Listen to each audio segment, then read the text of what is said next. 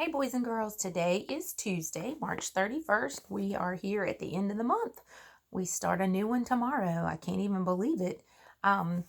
We just began our new book because of Winn-Dixie yesterday. We met our main character, India Opal, as she was going to the grocery store, Winn-Dixie, to pick up items for her dad, whom she calls Preacher.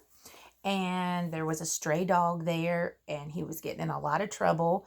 And so she was like, he's mine, I'll take him. And she ended up naming him Winn-Dixie after the grocery store.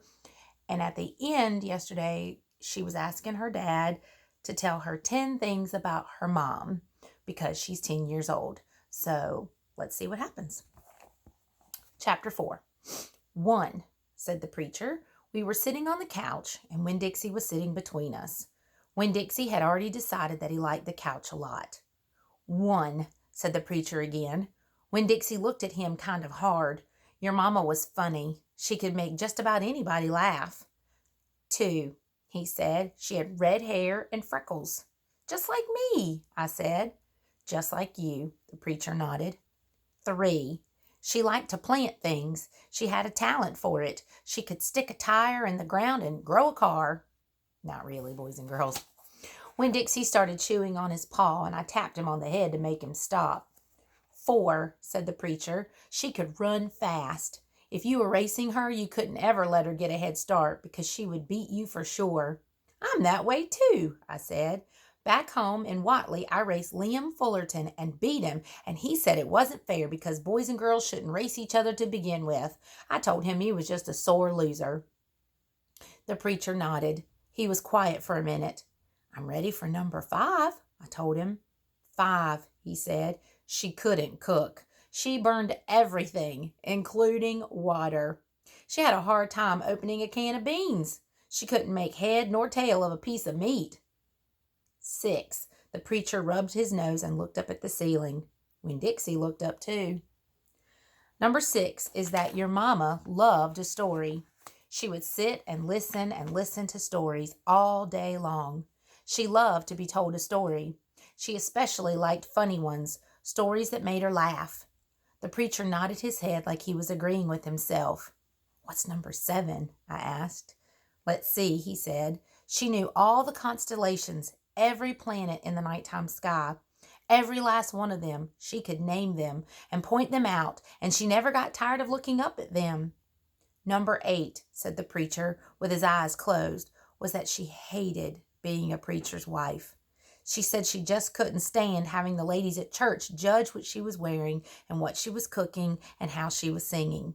She said it made her feel like a bug under a microscope. Winn-Dixie lay down on the couch. He put his nose in the preacher's lap and his tail in mine. 10, said the preacher. 9, I told him. 9, said the preacher. She drank. She drank beer and whiskey and wine. Sometimes she couldn't stop drinking. And that made me and your mama fight quite a bit. Number 10, he said with a long sigh. Number 10 is that your mama loved you. She loved you very much. But she left me, I told him. She left us, said the preacher softly. I could see him pulling his old turtle head back into his stupid turtle shell. She packed her bags and left us, and she didn't leave one thing behind. Okay, I said. I got up off the couch. Winn-Dixie hopped off too. Thank you for telling me, I said. I went right back to my room and wrote down all 10 things that the preacher had told me. I wrote them down just the way he said them to me so that I wouldn't forget them, and then I read them out loud to Winn-Dixie until I had them memorized. I wanted to know these 10 things inside and out. That way, if my mama ever came back, I could recognize her, and I would be able to grab her and hold on to her tight and not let her get away from me again. Chapter 5. Winn-Dixie couldn't stand to be left alone. We found that out real quick.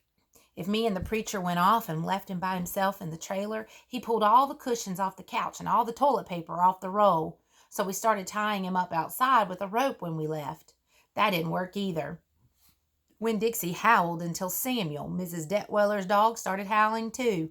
It was exactly the kind of noise that people in an all-adult trailer park do not like to hear. He just doesn't want to be left alone, I told the preacher. That's all. Let's take him with us. I could understand the way Winn-Dixie felt. Getting left behind probably made his heart feel empty. After a while, the preacher gave in, and everywhere we went, we took Winn-Dixie, even to church. The Open Arms Baptist Church of Naomi isn't a regular looking church. The building used to be a Pick It Quick store, and when you walk in the front door, the first thing you see is the Pick It Quick motto.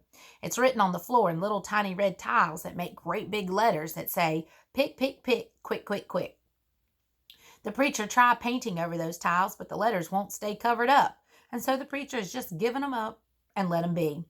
The other thing about the Open Arms that is different from other churches is there aren't any pews. People bring in their own fold-up chairs and lawn chairs, and sometimes it looks more like the congregation is watching a parade or sitting at a barbecue instead of being at church. It's kind of a strange church, and I thought Winn-Dixie would fit right in. But the first time we brought Winn-Dixie to the Open Arms, the preacher tied him outside the front door. "Why did we bring him all the way here just to tie him up?" I asked the preacher. "Because dogs don't belong in church, Opal," the preacher said. "That's why."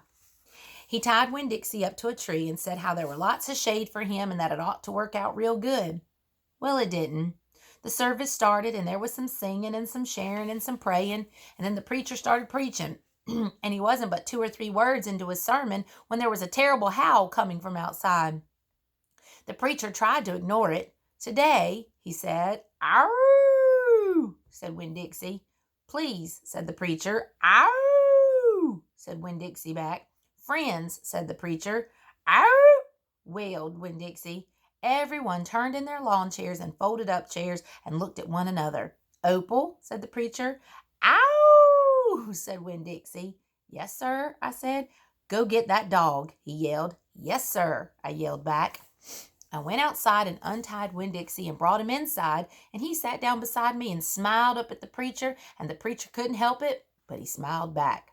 Winn-Dixie had that effect on him. And so the preacher started in preaching again. Winn-Dixie sat there listening to it, wiggling his ears this way and that, trying to catch all the words. And everything would have been all right, except that a mouse ran across the floor. Oh, boy. The Open Arms had mice. They were there from when it was the Pick It Quicket, and there were lots of good things to eat in the building, and when the Pick It Quicket became the Open Arms Baptist Church of Naomi, the mice stayed around to eat all the leftover crumbs from the potluck suppers. The preacher kept on saying he was going to have to do something about them, but he never did. Because the truth is, he couldn't stand the thought of hurting anything, even a mouse. Well, Winn-Dixie saw that mouse, and he was up and after him. One minute everything was quiet and serious, and the preacher was going on and on and on, and the next minute Winn-Dixie looked like a furry bullet shooting across the building chasing that mouse. He was barking, and his feet were skidding all over the polished Pick It Quicket floor, and people were clapping and hollering and pointing. They really went wild when Winn-Dixie actually caught the mouse. "I have never in my life seen a dog catch a mouse," said Miss Nordley. She was sitting next to me. "He's a special dog," I told her. "I imagine so," she said back. Winn-Dixie stood up there in front of the whole church, wagging his tail and holding the mouse real careful in his mouth, holding on to him tight, but not squishing him. "I believe that mutt has got some retriever in him," said somebody behind me. "That's a hunting dog." Winn-Dixie took the mouse over to the preacher and dropped it at his feet, and when the mouse tried to get away, Winn-Dixie put his paw right on that mouse's tail. Then he smiled up at the preacher. He showed him all his teeth. The preacher looked down at the mouse. He looked at Winn-Dixie. He looked at me. He rubbed his nose. It got real quiet in the Pick It Quicket. "Let us pray," the preacher finally said, "for this mouse." And everybody started laughing and clapping. The preacher picked up the mouse by the tail and walked and threw it out the front door of the Pick It Quicket, and everybody applauded again. Then he came back, and we all prayed together. I prayed for my mama. I told God how much she would have enjoyed hearing the story of Winn-Dixie catching that mouse. It would have made her laugh. I asked God if maybe I could be the one to tell her that story someday. And then I talked to God about how I was lonely in Naomi because I didn't know that many kids, only the ones from church. And there weren't that many kids at the Open Arms, just Dunlap and Stevie Dewberry, 2 brothers who weren't twins, but they looked like they were. And Amanda Wilkinson, whose face was always pinched up like she was smelling something real bad. And Sweetie Pie Thomas, who was only 5 years old and still mostly a baby. And none of them wanted to be my friend anyway because they probably thought I'd tell on them to the preacher for every little thing they did wrong. And then they would get in trouble with God and their parents. So I told God that I was lonely, even having Winn-Dixie. And finally, I prayed for the mouse like the preacher suggested. I prayed that he didn't get hurt when he went flying out the door of the Open Arms Baptist Church of Naomi. I prayed that he landed on a nice soft patch of grass. Chapter 6. I spent a lot of time that summer at the Herman W. Block Memorial Library. The Herman W. Block Memorial Library sounds like it would be a big fancy place, but it's not. It's just a little old house full of books, and Miss Franny Block is in charge of all of them. She is a very small, very old woman with gray short hair, and she was the first friend I made in Naomi.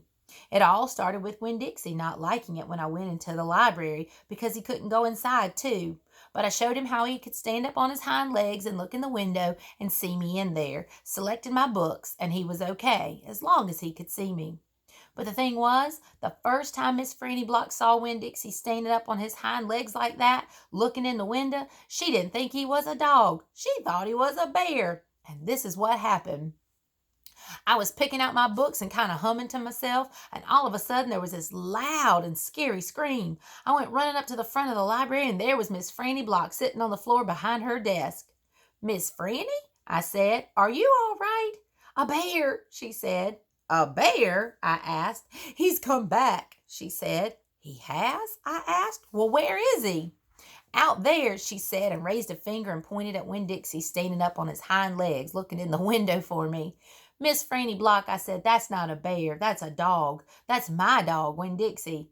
"Are you positive?" she said. She asked. "Yes, ma'am," I told her. "I'm positive. He's my dog. I'd know him anywhere." Miss Franny sat there trembling and shaking. "Come on," I said. "Let me help you up."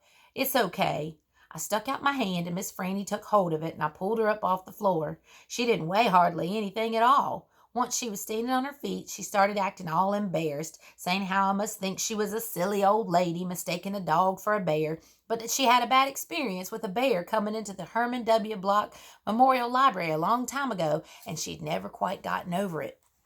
"When did that happen?" I asked her. "Well," said Miss Franny, "it is a very long story." "That's okay," I told her. "I am like my mama in that I like to be told stories. But before you start telling it, can Winn-Dixie come in and listen too? He gets lonely without me." "Well," said Miss Franny, "dogs are not allowed in the Herman W. Block Memorial Library." "He'll be good," I told her. "He's a dog who goes to church." And before she could say yes or no, I went outside and got Winn-Dixie, and he came in and laid down with a humph and a sigh right at Miss Franny's feet. She looked down at him and said, "He most certainly is a large dog." "Yes, ma'am," I told her. "He has a large heart, too." "Well," Miss Franny said. She bent over and gave Winn-Dixie a pat on the head, and Winn-Dixie wagged his tail back and forth and snuffled his nose on her little old lady feet. "Let me get a chair and sit down so I can tell you this story properly." And that is where we will stop, boys and girls. I hope you're enjoying our book because of Winn-Dixie, because I sure am enjoying reading it to you. Make sure, if you have not taken your AR test on the other book, The One and Only Ivan, please do that for me. Make sure you're logging into Google Classroom, work on your reading and your math, and I Excel and Math Prodigy. And be looking out. Miss Lynch and I are going to try to do a virtual class, like a Zoom meeting where we can see you face to face real soon. Love you lots. Bye.